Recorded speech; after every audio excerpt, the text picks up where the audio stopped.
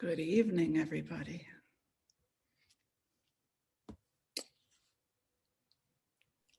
Good to see you. Hello, Nancy. How are you? Hi, Swamini. I'm fine. How are you? I'm wonderful, thank you. And hello, Susan, Stella, Sharon, Stephen. Lots of S's today. And a Sandy, too, is coming in. Wow, my goodness. I'm good. I'm good. Such a beautiful day, you know. Took a little walk with Marika earlier. Nice. Yeah, just lovely. How is it up by you? It's a nice day here on the Jersey Shore, about 53. Oh, nice. Yeah, it was about that here today, too. Yeah. What room are you in? I'm in my new office, which is the old garden room. Yeah. Oh, wow. Yeah, so we put a different floor in and decorated it up with some more plants and a couple of altars here and there. It's nice. Nice. Hi, Sharon. Hello, Sharon, and how are you? She's muted. Oh, you're muted. You're muted. There you are. Crazy person because I thought I wasn't going to make it, but I am. So Yay! Mother said, let it be, let it be. Let it be, indeed. And Susan, how are you this evening? I'm good. Good to hear. Good to hear. You sound very happy. Wonderful. Wonderful. Yeah, the winter's almost over. That makes me happy. Oh, me too. Me too. The moment that the crocuses start coming up and the bird song changes from tired to, wow, spring is almost here. I love that. Absolutely love it. Yeah. Yep. Wonderful. And Sandy, how are you tonight? I'm doing well. Good to hear. Good to hear. Wonderful. Stella, how about you?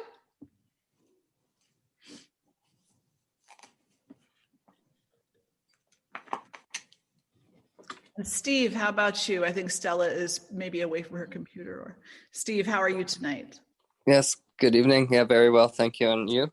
Very good. Thank you. Very good. Very happy to be here. Yes, me too. Thanks. Absolutely. All right. So we are expecting a few more, so I'm going to keep my eye on that and let them in as they arrive. Hello, Dakshina. Good to see you. Or we'll almost see you. Right now, I just see those beautiful colors up on your backdrop. There you are. Double dose today. We were together this afternoon, too. So really just happy to have you all here tonight and to be able to talk about this really amazing topic, the Divine Mother. And so I will ask everybody to mute their mics. And then along the way, if you have questions or comments, you can either raise your hand and I'll keep an eye on that. Or you can type something in the chat. I have that open on my screen as well so that I can see that too. And then from time to time, I'll pose questions also. And you never have to say something. So if I call on you, I'm not putting you on the spot to make you talk.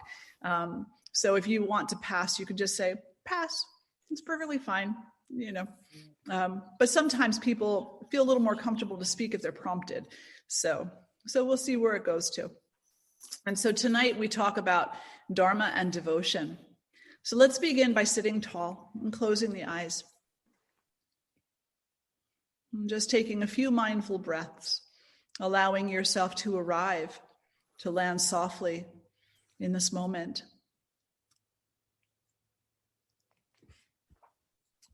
Sandy, your puppy is doing the same thing you are. Oh my goodness, that's amazing. She's centering, she's landing softly.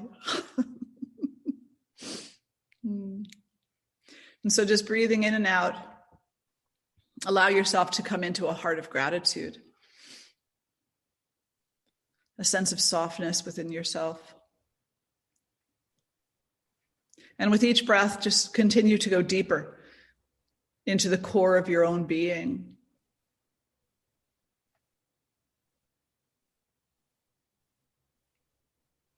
Noticing how you feel this evening. Noticing if there are expectations or hopes. Maybe there's an intention welling up from the inside. And if there is, then allow yourself to know that intention. Allow it to come to your mind and be put into words silently.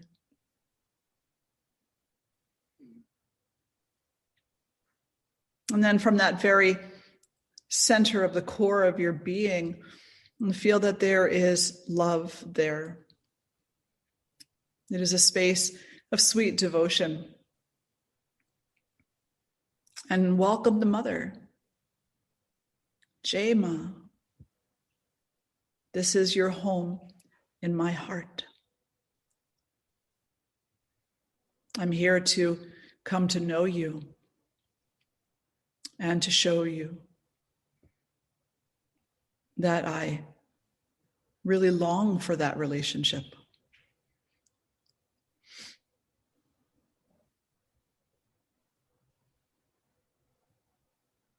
And just feel her smile, her acknowledgement, and her love.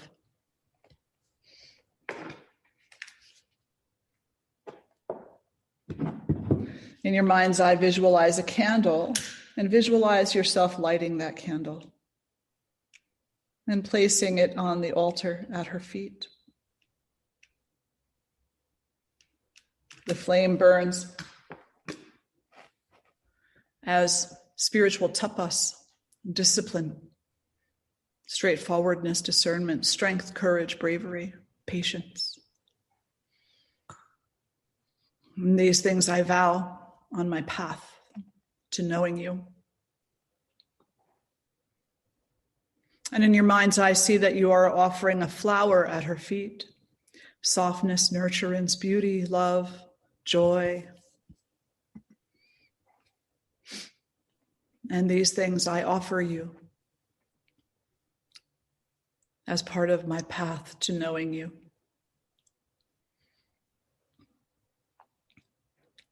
And then see yourself, if you're comfortable, see yourself at her feet. I give my whole being to you. My thoughts, words, actions, my intentions, my life itself, to the goodness of the wisdom and love of the Divine Mother.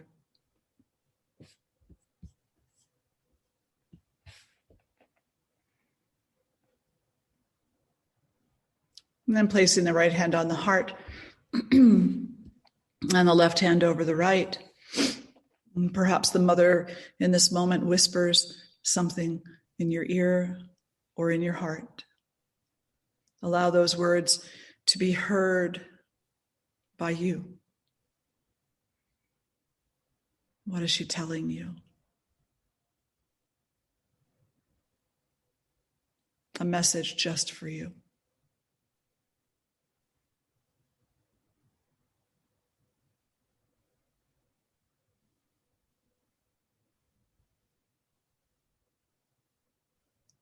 And then thank the mother. Ask her to empower your memory, your ability to be present, your faith, and your entire being. Blessed Mother, protect us, nurture us, teach us, keep us close. And together we'll lift our voices in one Om. Take a breath in. Om.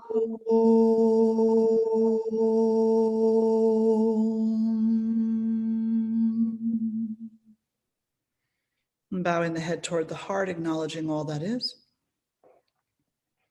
And then drawing the face to center. Release the hands and very gently open the eyes. And just notice the quality of the space around you and the quality of the space within. And so we gather here again this evening to speak about the Divine Mother and to explore her teachings, teachings from the Devi Mahatmya, which translates, or the Devi Gita, which translates as the Song of the Goddess. And this beautiful scripture, it not only tells us who the Divine Mother is, but it tells us how to reach her. It tells us how to get out of our own way, how to stop being an obstacle on our own path. And it reassures us of what we'll find and the goodness of what that is. And this week we're talking about dharma and devotion. And really, when we talk about the Divine Mother, the Divine Feminine, the Goddess, whatever name we want to put to it, we cannot forget the component of devotion.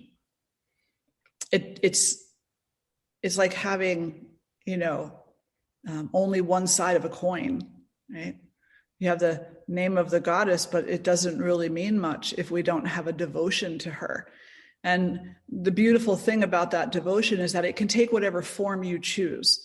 It can take the form of becoming a member of a society who worships her, or having your own very private rituals around your honoring and adoring of her. But there needs to be a devotion. Just like there's a devotion to, your child, your partner, your animal companion, your coworkers, your friends, there's a devotion there. And that through that devotion, you come to know them. You come to know them. Well, that's the way we come to know her too. And it's a different level of devotion, of course, recognizing her as the origin of all that is. And then the dharma comes from her. Dharma is a Sanskrit word that translates as duty. It also translates as ethic or universal principle. And it's easy to get lost in the translation of what that could possibly mean. But really, if we want to keep it simple, it's be a good person and don't be a bad one. Do good deeds, don't do bad deeds. Don't be violent or vile. Don't gossip. Serve. When you see someone suffering, be there for them in some way, shape, or form. When you see that someone is in need of food, feed them. In need of shelter, support them in finding it. Be part of the solution, not part of the problem. When we align our hearts and our attitudes and our behaviors in that direction of service, of being of service to humankind, then we're aligning with dharma. And there's another level to dharma, right? So there are actually many, many levels to dharma. I'm in the process of writing a book right now, and one of the chapters has a large component of dharma there, and I went through listing all of them out and talking a little bit about them. But basically, we can break it down to two. There's worldly dharma, and then there's godly dharma. And the worldly dharma surrounds what we do as humans, what we do as beings. It's like, how is our behavior? What are we dedicating our life and our energy toward? Are we dedicating it toward, unveiling the goodness for all to see? Or are we hiding the goodness or hoarding the goodness? How are we behaving? And then the second is the godly dharma. And that is not personal, and it is not invested.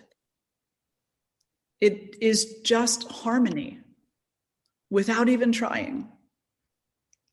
And why is it harmony without even trying? Because the devotion runs so very deep that our heart comes to understand that we Everything that we do, everything that we have, everything that we are belongs to her and not to us.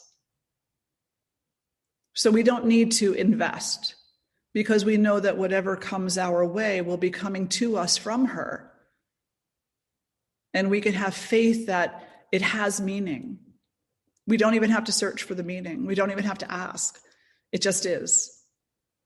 And so this godly dharma is more of letting go of our earthly attachments in a very big way and having a greater faith that we really are exactly where we are supposed to be, to do the work we are meant to do under the conditions that we do it. No doubt. So it can be broken down further, but those are kind of the two basic categories, worldly and godly. Not always the two categories, worldly and godly. Yeah, always the two categories. And what makes dharma easier is devotion. Otherwise, why would we do dharma? Why would we commit to it? Why would we align with it? If we didn't have devotion to something, we wouldn't bother with dharma. We'd be like, whatever, it's self-interest completely because I'm the only thing that matters. But because the devotion is there, the dharma naturally unfolds. And because even when our mind and our ego are resistant to the devotion, the heart knows and the heart longs for that devotional relationship. And so the dharma unfolds whether we want to see it or not, whether we choose to see it or not, whether we choose to acknowledge the importance of it or not. The dharma unfolds right in front of us. And before I read the first few verses that I have chosen for tonight, I'd just also like to say that there are basically two kinds of suffering. There's the kind of suffering that's necessary, and then there's the kind of suffering that's not necessary. And when we find in our life that we have a lot of the unnecessary suffering going on, then it might be a good idea to check in with our dharma and our devotion. Because unnecessary suffering comes from a place of not seeing the point of a thing. It's like, I don't see any purpose to this. So I'm going to do what I have to do to deny it. And I oftentimes give the example, of the journey that my husband had with cancer. And never once did he deny it. He always recognized. I mean, the man was so strong, I can't even begin to say. But he always acknowledged, look, this is my path now. This is not something that's kind of happening to me. This is my path now. And I can deny it if I want to, but what is that going to do for my life? And so even though it was a struggle and it was hard and it was painful and it was also beautiful, and it was also, some of the most precious moments that we had together. Because there was the devotion there that he understood it had purpose, and he understood that the purpose was to bring him closer in his relationship to Source, to the divine. And he would say also to me. Yeah. So let me read these verses for you this evening. So here we are in chapter 9, where the goddess starts talking about dharma. And verse 9.22.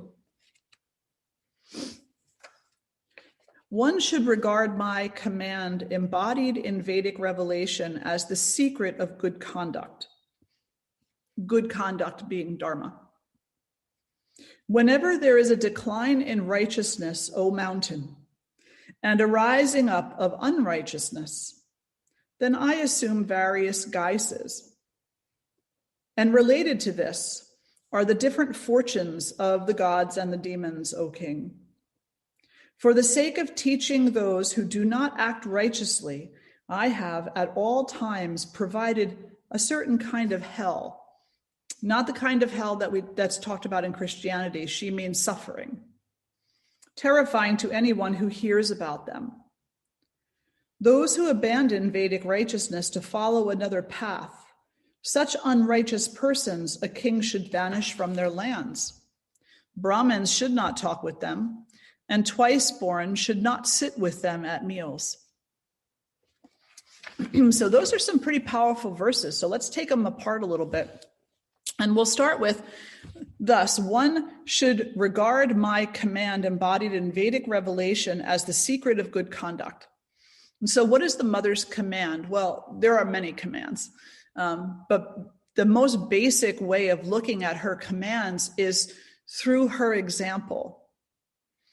When we look at the mother Durga, we see in her strength, bravery, courageousness, straightforwardness.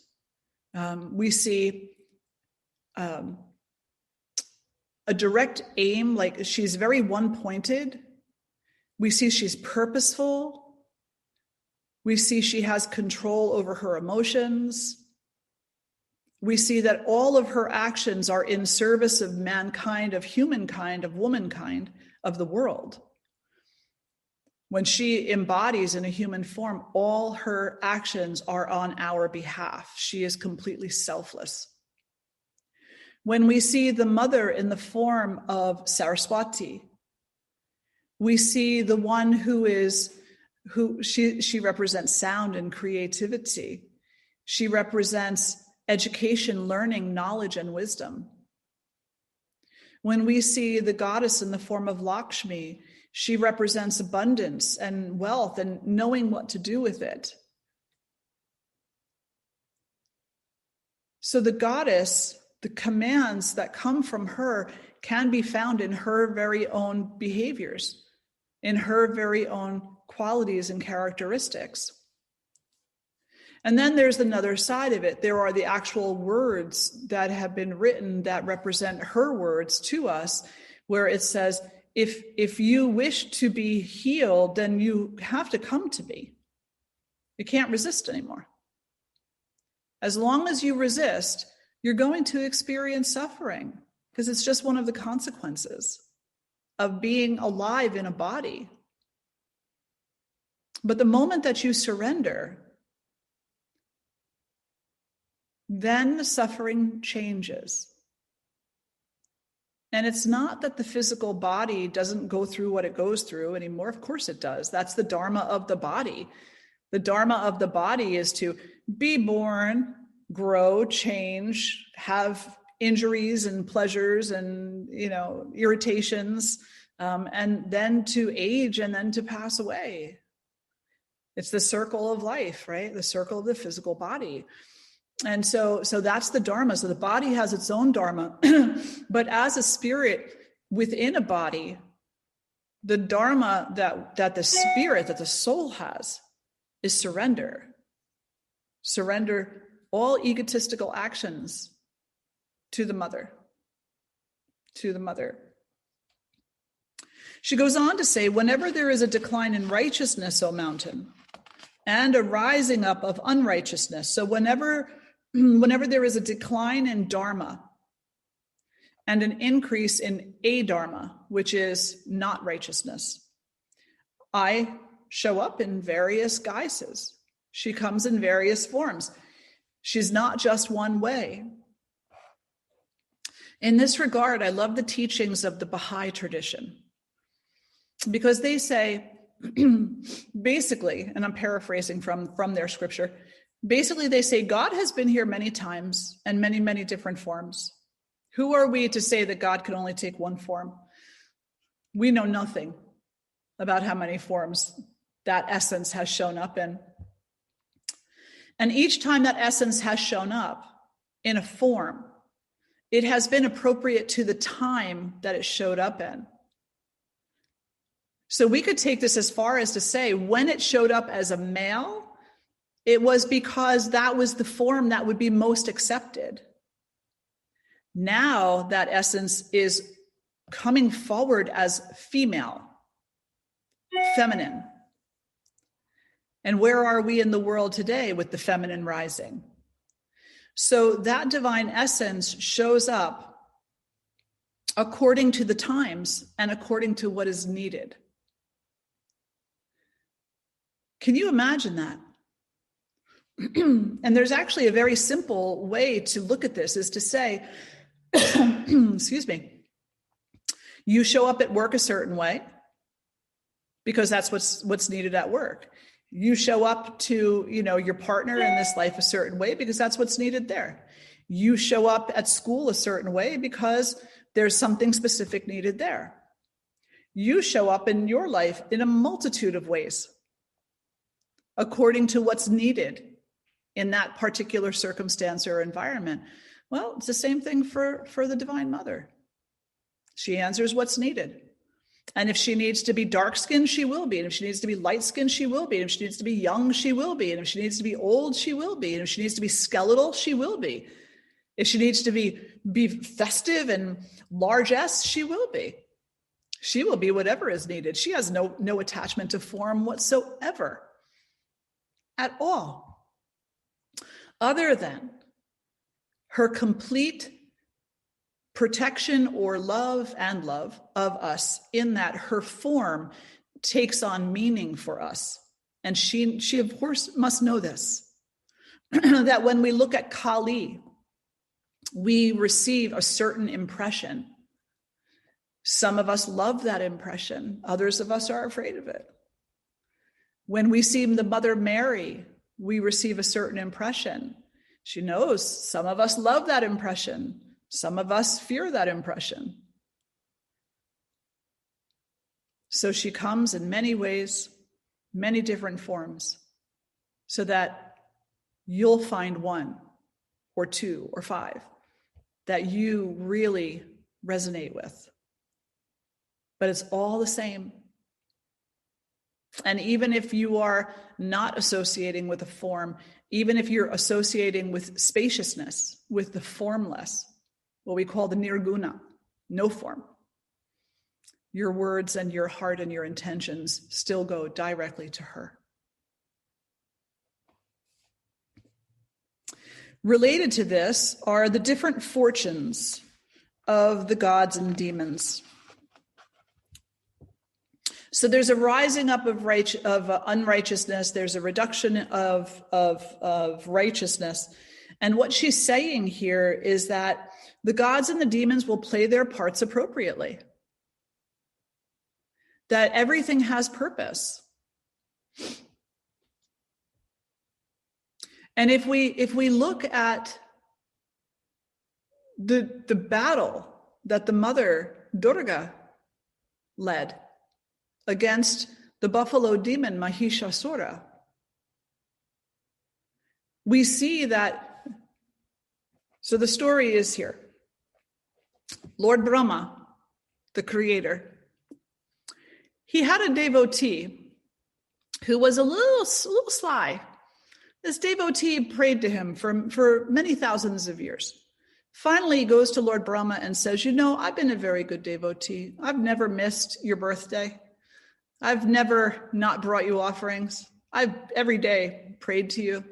I think I should get a boon. And Brahma,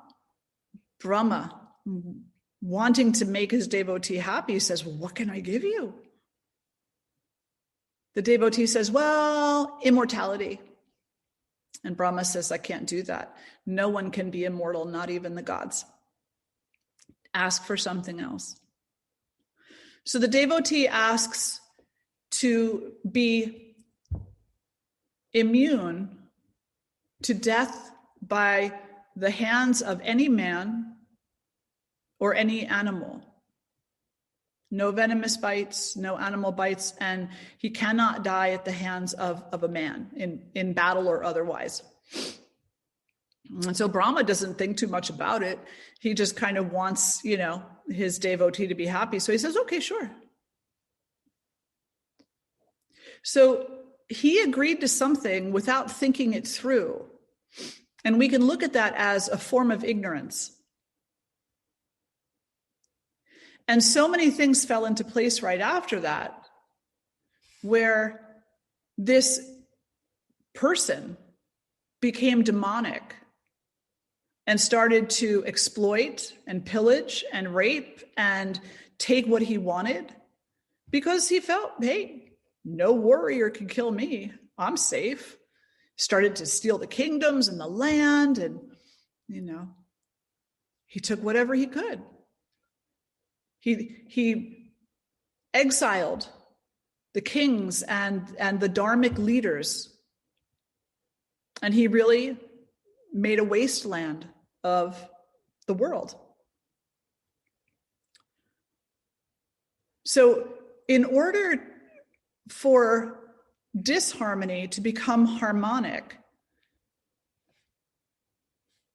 the leaders who had been exiled went to Mother Durga and said, well, they went to Kali actually, and they said, we need your help in this. And so Shiva and Vishnu, two of the other primary gods, they started to build a great yagna, a great fire. And then all of these like lesser gods, are not lesser, but they're just not the primary ones. These gods circled around, and each one made an offering into the fire of their mastery. So one was a master of the bow and arrow, one was the master of the sword, one was the master of the mace, of the axe. So all of these, the Vishnu put the chakra in there, the energetic wheel. So all these things go into the fire. And having agreed to become embodied to take care of the situation, as soon as the yagna was complete, the flames grew very, very large, separated apart from each other. And from that walked forward the lion carrying the Mother Durga. So she's sitting there very beautiful, kind of side saddle with no saddle on her lion vehicle, and with a small smile on her face. And she said, "What can I do for you?" So the role that they had to play in order to restore the harmony was a role of humility, a role of being willing to repeat verbally their errors and then to seek resolution for those errors. Now, Mahishasura, this demon king, now he's got armies. And he's got all kinds of demons heading up his armies. And each one of them plays a role. And the role that they play is actually for our betterment. So what happens next is that they explain to Mother Durga what happens, and she says, okay, fine, I'll take care of it. And she is power, right? Shakti is power. She there can be no power without her. So she very easily could have just done him in. She could have been like, okay, it's done. I'm back to the heavens now to go rest. But she didn't. Instead, she let the battle play out. And what we find as this battle plays out is that she becomes a cowherd girl. So she disguises herself. And she's on the side of a hill tending to the cowherd.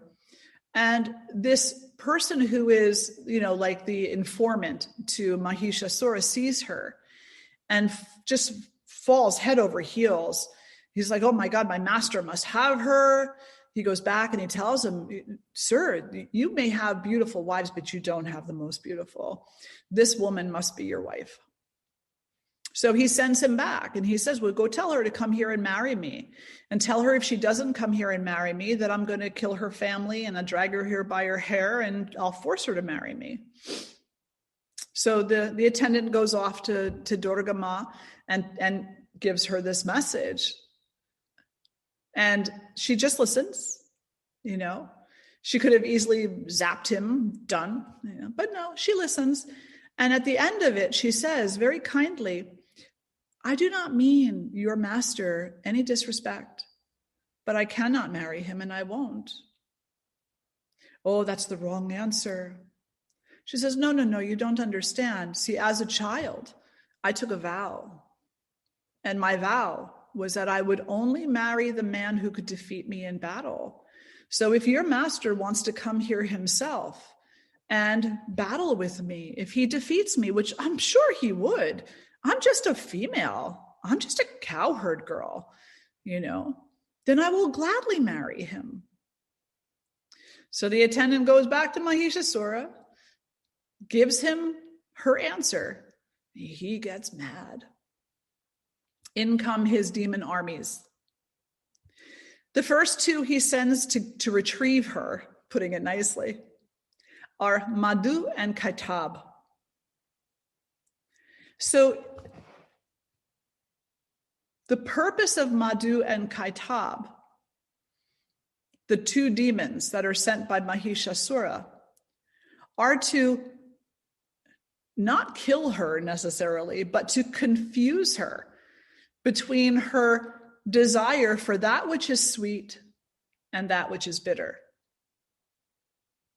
Madhu means sweet, and Kaitab means bitter. So the purpose of the demons and the kings in these beautiful parables, these beautiful her stories, is to teach us about the things that we have to battle in this life. One of the first things that we have to battle is our preference between sweet and bitter. Because we want what's sweet, what feels good, what tastes good, what smells good, what makes our senses pleasant. We want that. And what's bitter, we become bitter over avoiding what's bitter.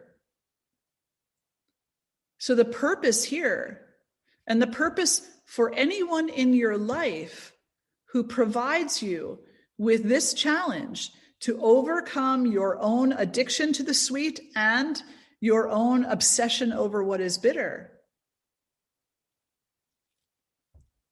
is to be indifferent to both when it's appropriate to be indifferent.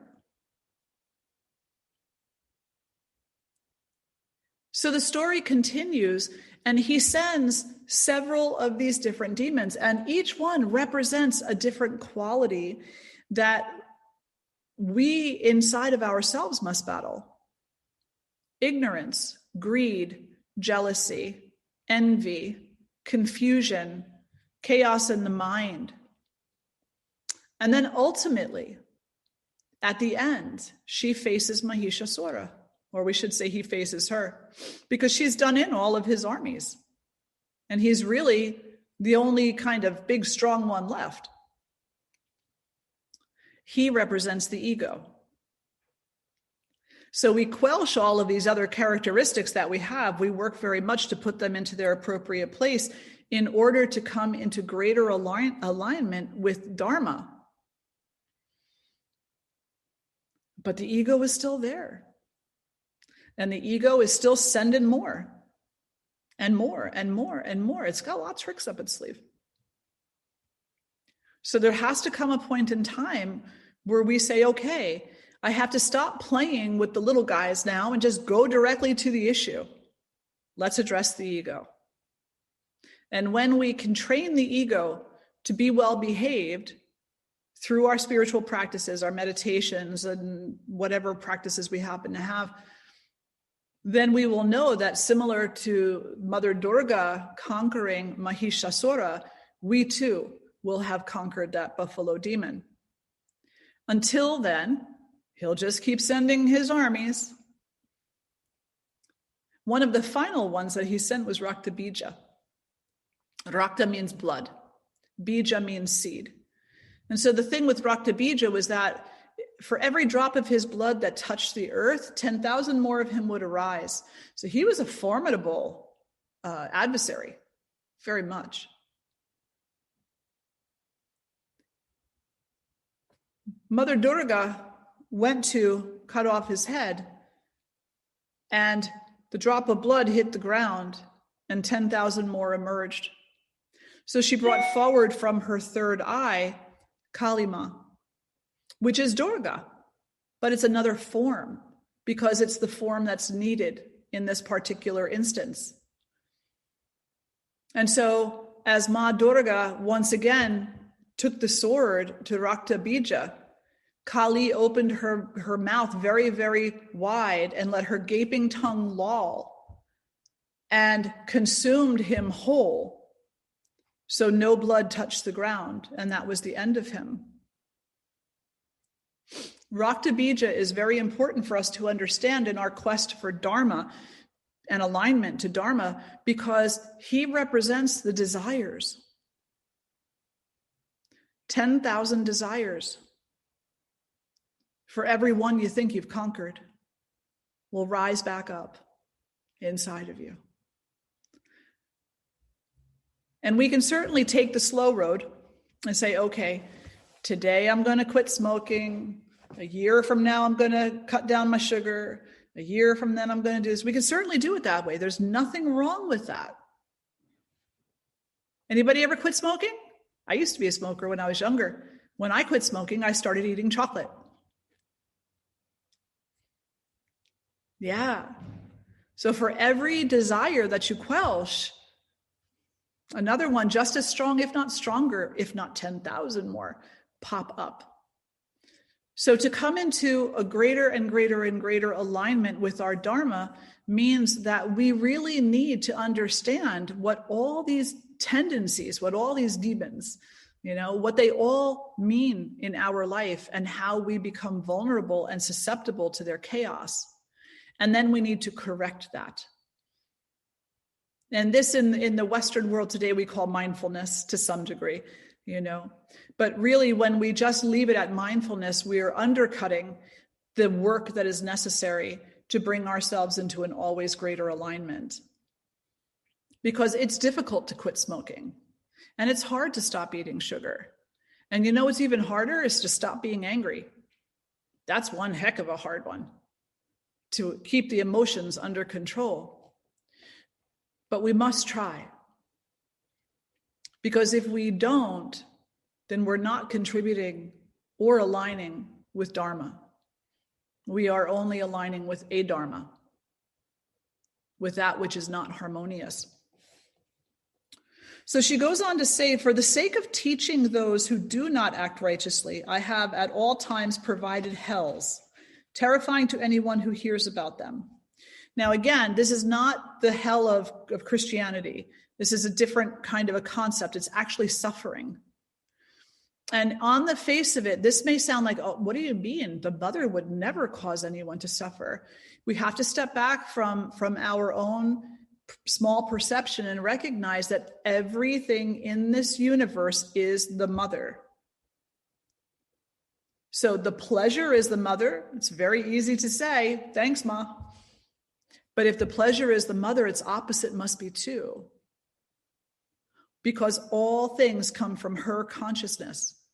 The pleasure and the pain, the clarity and the confusion, the strength and the weakness, the health and the illness.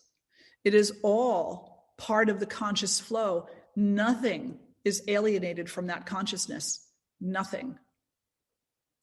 But when we encounter it, because we have this beautiful thing called free will, when we encounter it, we say, no. That can't be part of the sacred. That's ugly.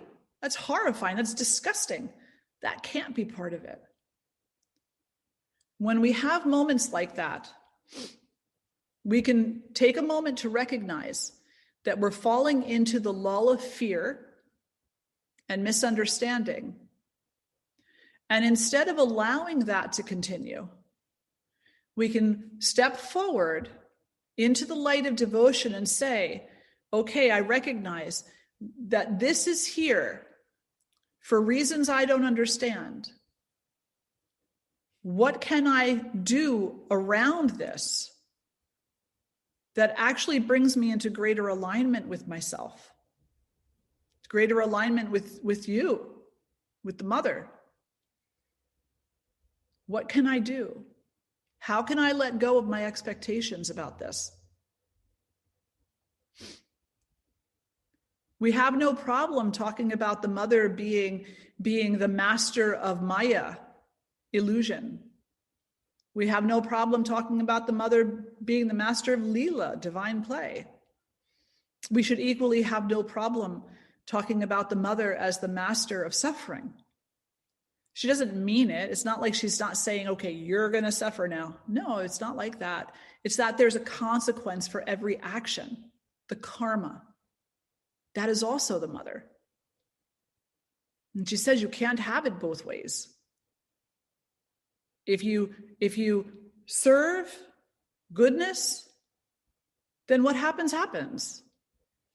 And if you serve greed, what happens, happens. And you're not guaranteed an outcome in either situation. You can serve goodness and you can still have suffering. And you can serve greed and you can have pleasure. The question is, what is the quality of the heart? And where are you taking those behaviors to? Are you behaving only for the sake of your own ego's satisfaction? Or are you acting on behalf of something greater than that? So when she talks about hells, it's like all these different places where we learn. And somehow we know this because we have sayings in our society like, I got to hit rock bottom before I learn. Well, that rock bottom is a bit of a hell, don't you think? But the thing about hitting it is that you definitely learn from it. And that's actually the moment that most people come to their realization about something very important in their life, is when they hit that rock bottom.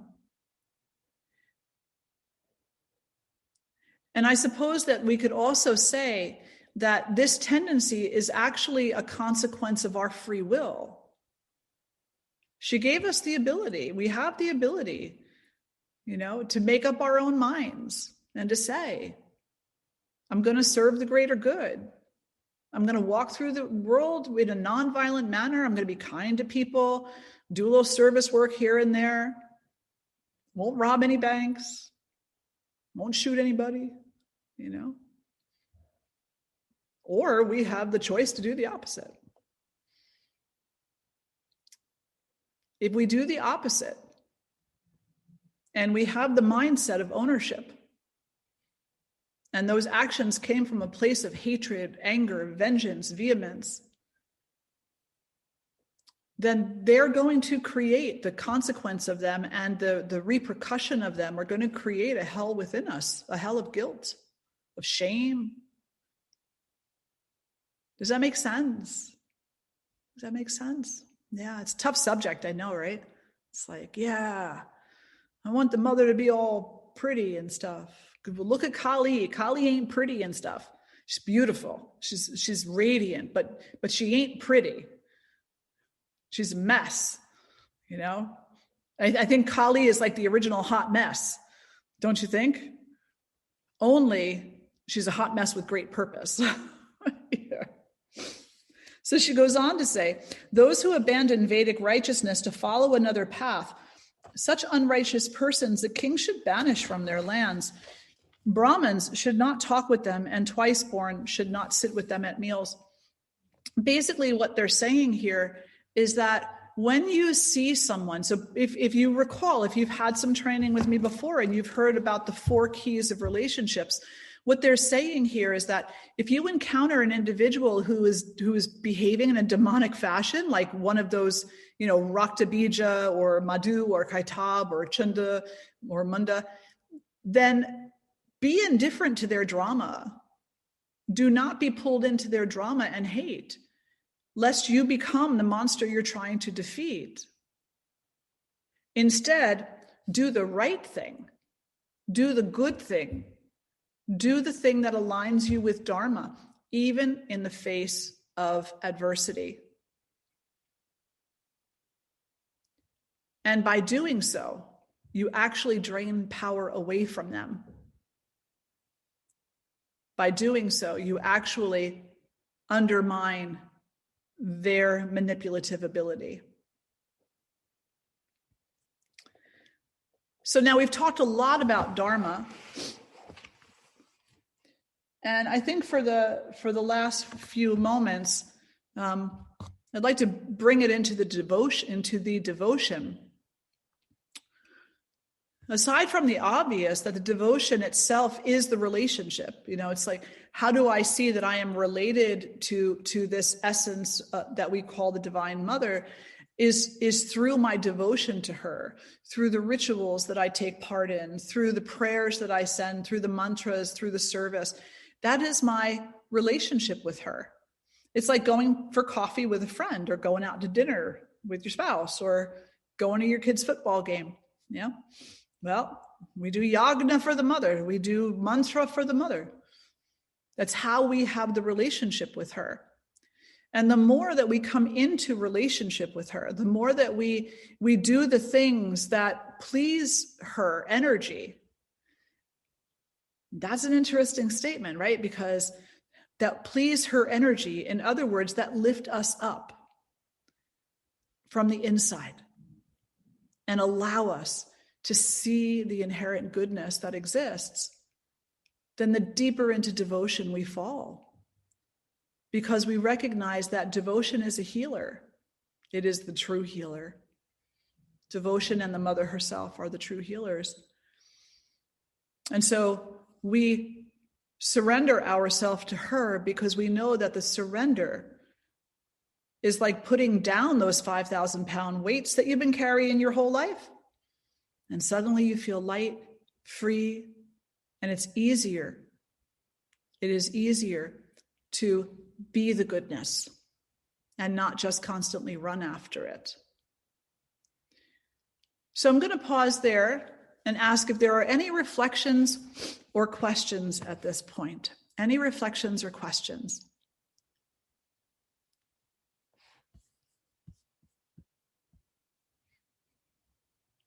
Nancy, how about you?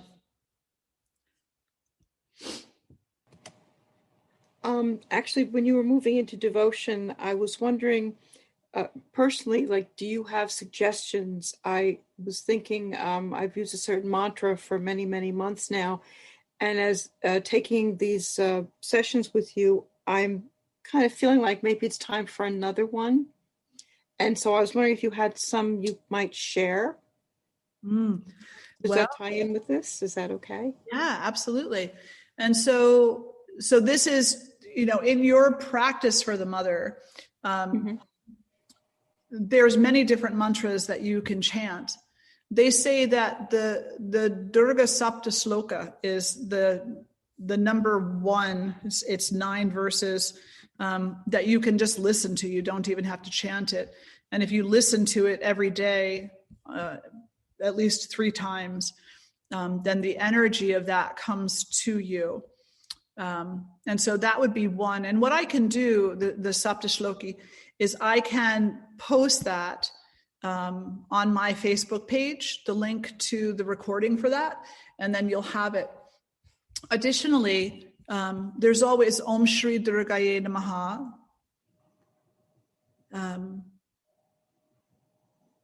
And really, any mantra that names the mother, there are thousands. But those would be the 2 that I would suggest, being that I am a devotee of the mother in the form of Durga. It would be the Sapta Shloki, and it would be the Durga Maha Mantra. Yeah, absolutely. Thank you. Would you have one for Saraswati? Om Aim, which is AIM, Om Aim Saraswatiye Namaha. And so Saraswatiye, that's YAI. Namaha. Om Aim Saraswatiye Namaha. Om Aim Saraswatiye. Yeah. And then for Lakshmi, it's Om Shrim Lakshmiye Namaha. Om Shrim. So with Durga, it's Shri. With Lakshmi, it's Shreem. SHREEM. Shreem. Om Shrim Lakshmiye Namaha. Yeah. And what does that directly translate to if you say Om Aim Saraswatiye Namaha? So Ayam is her seed sound. And that's so that's what the seed sound encompasses all of her qualities. It's not really definable. But the Saraswatiye Namaha is, I acknowledge and honor, praise the name of Saraswati. Okay. Yeah. Yay, Saraswati. Yeah. Okay. Thank you so much. Absolutely. Absolutely. And Sharon, how about you?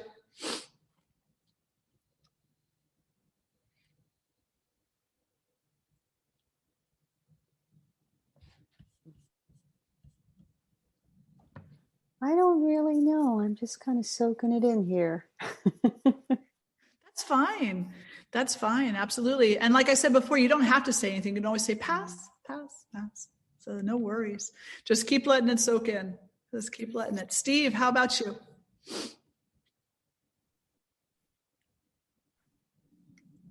And recognizing that some people may have walked away from their computer. Yeah, sorry, I was on mute. That's fine. Yeah, I've been feeling called to acts of service recently, and just thinking about karmic yoga and just the simplicities of it, and that it could be anything, in the name of devotion. But just wondering if maybe there's, I don't know, I was trying to feel it in the heart, like what my devotion would be in service. And I guess it doesn't maybe have to be specific as long as it's in love, and just maybe looking for possible suggestion now, feeling that calling.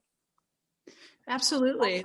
So any action that you take is the most simplest answer, can be devoted, can be offered to her.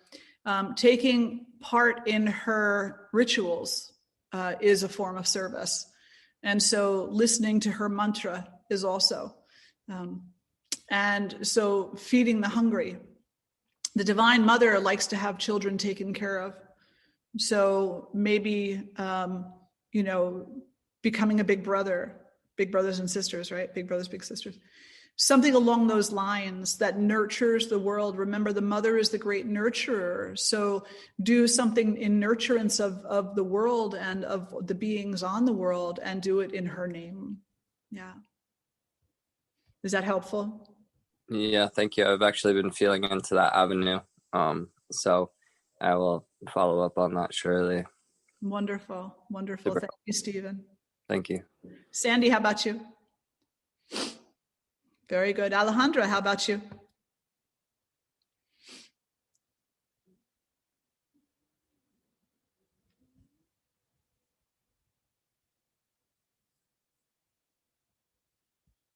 And we'll go to Stella. How about you?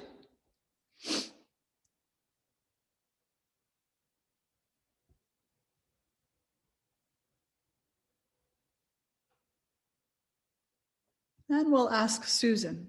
How about you, Susan? About in 2016, I did Native American Vision Quest, and at that time, this sounds really conceited, but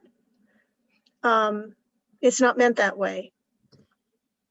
I formed a partnership between two very unequal partners, right? With her. And I'm taking care of her animal children. That's my thing. Although she does send me other work, but I don't know why. And it's just been truly wonderful. I just wait for the work to show up, and I do the work, and it's made everything easier. Everything is so much easier. I used to ask her questions, but at one point she said to me, "When you surrender to me to the next level, you will no longer find it necessary to ask me why." And I did get to that point. I love these recordings. I'd love to hear this again and again and again. Is there any way we can access the recordings? Yes, I post them on my Spreaker account, and then I put them on Facebook. So you can always check my Facebook page tomorrow, and it'll be up by then. Mm-hmm. And how do I get to your, I'm not Facebook literate, so how do I find your Facebook page? So you can search for Swamini Shraddhananda, and I'll come up, or you can go Spreaker, SPREAKER.com. And you'll see I have a lot of talks that are up there. I also have a lot of talks on YouTube. This will also be on our YouTube channel. And you can search for me there. And Okay. you can search for the foundation, Kula Kamala Foundation. Yeah. And if you have trouble finding it, then shoot me a note. Send me a little email and I'll send you a link for it. Great. Thank you. Absolutely. And thank you, Susan. Beautiful reflection. And you're absolutely correct. You know, if you say yes to Ma, oh, she'll send you everything you need. You don't have to worry. She'll just keep sending you work. She'll just keep sending it. And you just keep surrendering to it. And you just keep doing whatever comes your way. And when you meet life like that, when you meet life in that kind of beautiful ebb and flow of whatever comes to me, I'm going to dance with it. That's in service of her. You know, that's in service of her consciousness. So yeah, it's beautiful. Alejandra, I saw you peek in there for a moment. Would you like to share anything? No, I'm just here to listen today. But thank you for inviting me to speak. You're welcome. You're welcome. All right, so that takes care of our conversation for today. And I just really want to say thank you all so much for being here as we explore some of the verses from the Mother. And I am going to be doing a series on Clubhouse. And I'm trying to work my schedule so that I can also mirror it over like we're doing now. It's going to be another series that's actually going to study the Devi Gita section at a time from beginning to end. And so would any of you be interested in something like that? Would anybody be interested in a regular weekly study of this particular text? Yes. Okay. Wonderful. Wonderful. So I will work that out and get that information up soon. And in the meantime, if you would like to listen to this talk again, it'll be up on the YouTube channel, the Spreaker channel, and my Facebook by tomorrow. So why don't we all sit nice and tall and close the eyes and take a breath in and a breath out. And then just allow the conversation tonight to settle in. Allow the cells of your being to absorb the nourishment of her teachings. Allow yourself to be the offering. Empower yourself to be the one who stands for peace and goodness, the one who aligns with dharma, simply so that it can be offered up in devotion out of love for her. Placing the right hand on the heart, left hand over the right. Beloved Mother, nourish us, nurture us, protect us. Hold us in your loving embrace and shower us with your grace. May we be empowered to do your work in the world. And we'll lift our voices in one Om. Take a breath in.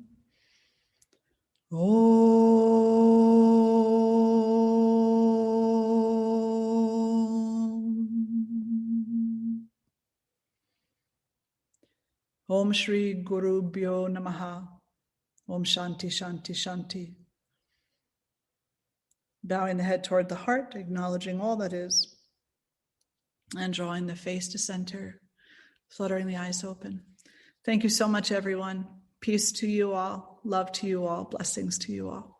Until next time, bye. Thank you. Thank you.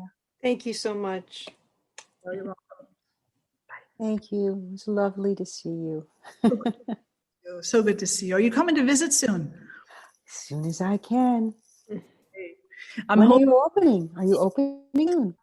I'm putting it out there for June. I'm putting it out there.